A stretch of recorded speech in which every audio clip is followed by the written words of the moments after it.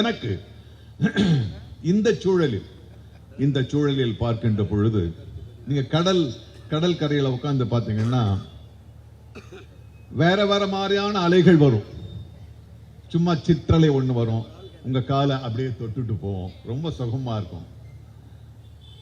சுகமா இருக்கன்னு இன்னும் 2 அடி போனா திடீர்னு ஒரு பெரிய அலை வரும், உங்களை இழுத்துட்டு போற மாதிரி இழுத்துட்டு அப்படியே போயிடும். இன்னும் கொஞ்சம் 2 அடி போவோம், அப்புறம் ஒரு அலை வரும், அப்படியே இழுத்துட்டு போயிடும்.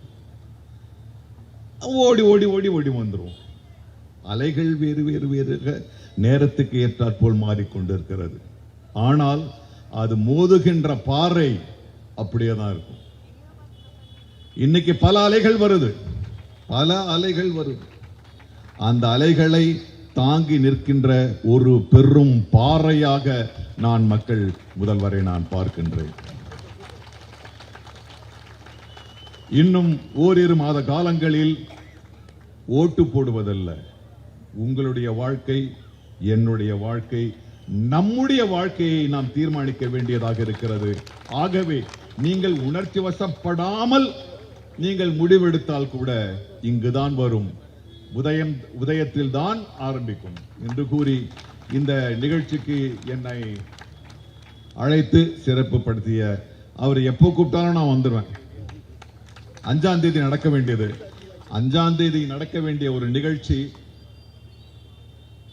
இந்த நிகழ்ச்சியை விட மிக அற்புதமான ஒரு விஷயம், நல்லக்கண் ஐயா வந்து அவரு எனக்கு ரொம்ப நெருக்கம். நாங்க அடிக்கடி போன்ல பேசிப்போம், நேரம் கிடைக்கும் போது போய் பேசுவேன். உண்மையில் சொல்ல போனா அவரு மறைவு செய்தி கேட்ட உடனே எனக்கு வருத்தமே வரல. 100 வயது நிறைவாக சமூகத்திற்காக ஒரு மனிதன் எப்படி வாழ வேண்டுமோ அப்படி நிறைவாக வாழ்ந்து சென்றிருக்கிறான். அவனை கொண்டாட வேண்டும் என்பதுதான் எனக்கு தோன்றியது. வருத்தப்படவில்லை.